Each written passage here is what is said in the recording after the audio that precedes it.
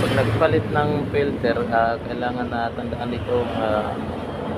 itong papunta ng ah, high pressure pump, and then ito yung galing sa tangke. So dapat hindi ito magkabaliktad. Tapos ikutin nyo lang to.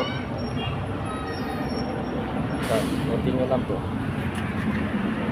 Ayan.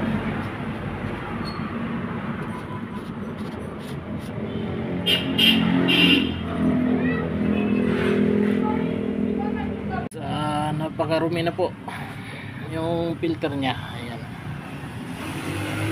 So tayo ang dumi doon sa loob.